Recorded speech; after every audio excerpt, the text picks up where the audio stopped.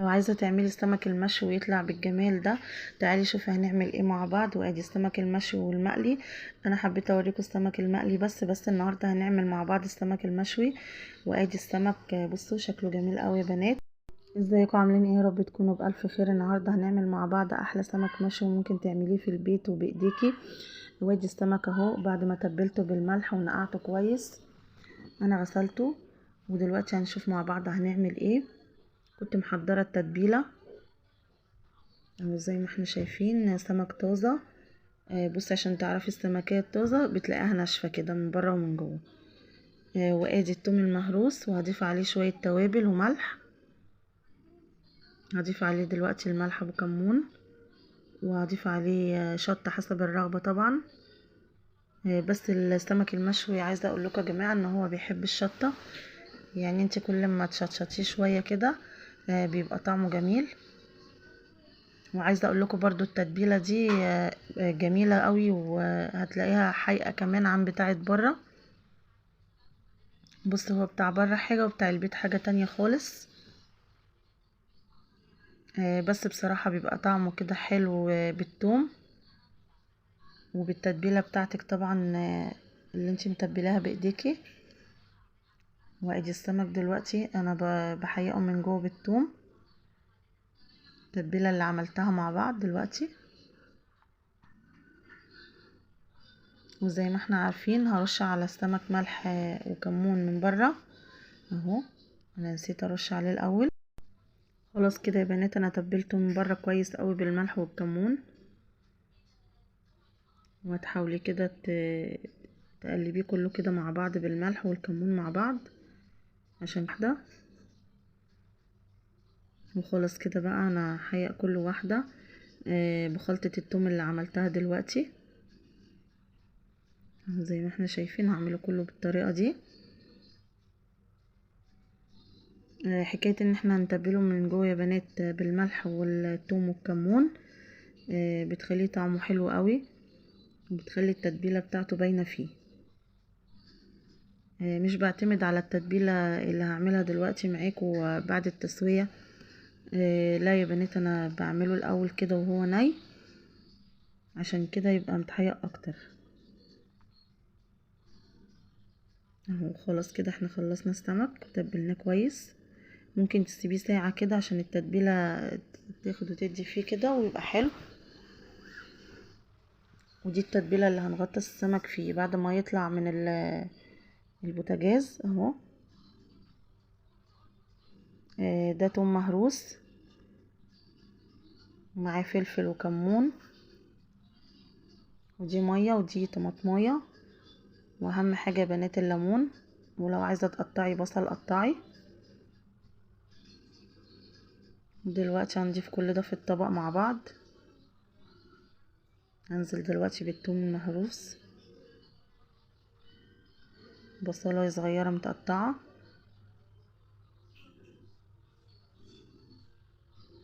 دلوقتي هضيف المية. المية يا بنات ضيفيها حسب كمية السمك، علشان انا اهم حاجة التتبيلة.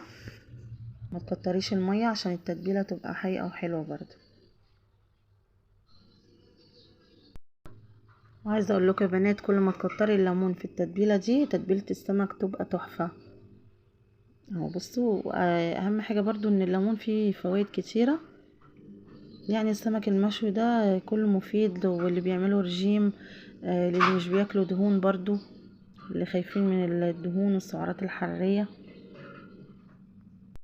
يعني بنات اللي عامل رجيم واللي مش عايز ياكل دهون، مش هنقلي السمك وهنعمله بطريقة سهلة وبسيطة وعلى البوتاجاز. هنشويه بالطريقة الجميلة اللي هوريها لكم دلوقتي. ومش محتاج صاجة ولا اي حاجة، ولا محتاج ان انت تكلفي نفسك وتجيبي صاجة. هوريكي دلوقتي هنعمله ازاي.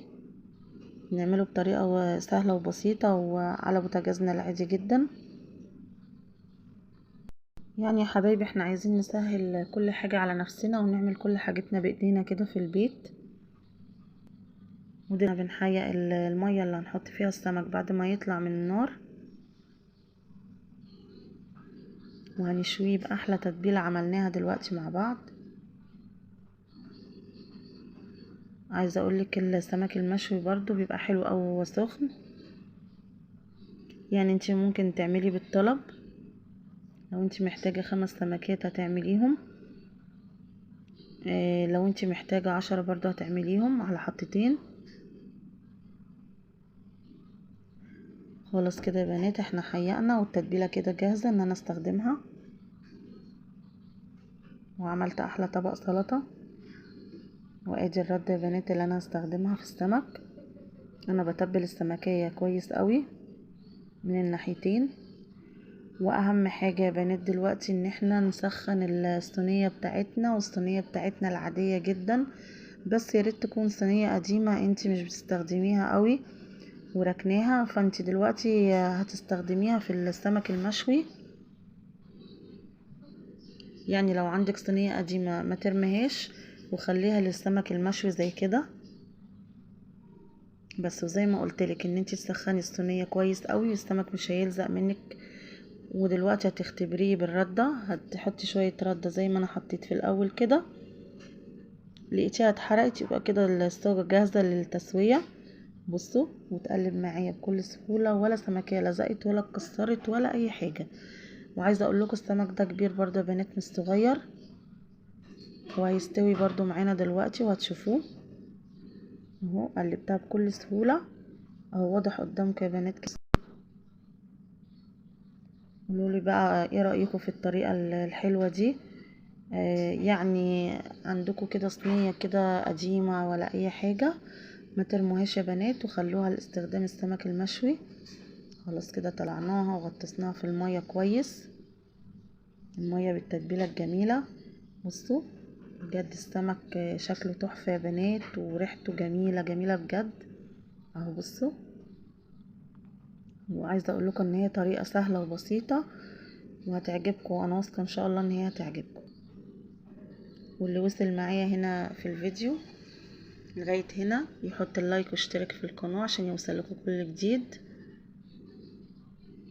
تعليقاتكم الجميلة يا بنات برضو مستنياها. وادي كمية السمك اللي انا حطيتها كلها اهو، طلعت كلها مرة واحدة. واهم حاجة ان انتي تدوسي على السمكية وانتي بتسويها، وتقعدي توطي النار وتعليها حسب ما تشوفي السمكية التسوية بتاعتها وبوتجازك ايه اهو. بصوا السمك بجد يا بنات تحفة. انا عايزاكم بقى تجربوه وتكتبولي في الكومنتات طريقته كانت سهلة عليكم ولا لا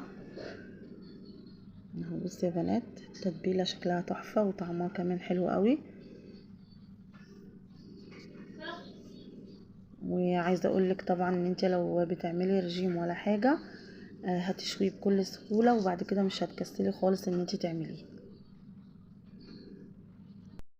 ودي السمك المشوي يا بنات قدمته بالطريقة دي. قولي بقى ايه رأيكم فيه. بصوا تقدميه مع طبق سلطة مع جرجير. السمك المشوي بيمشي مع الحاجات دي كلها اهو. هو كده كده الخلطة بتاعته جميلة يا بنات، ولو مش مقدمة معاه كمان حاجة هو بيتاكل كده وتتبيلته حلوة وحقيقة. ممكن تعملي معاه طبق رز بالبصل.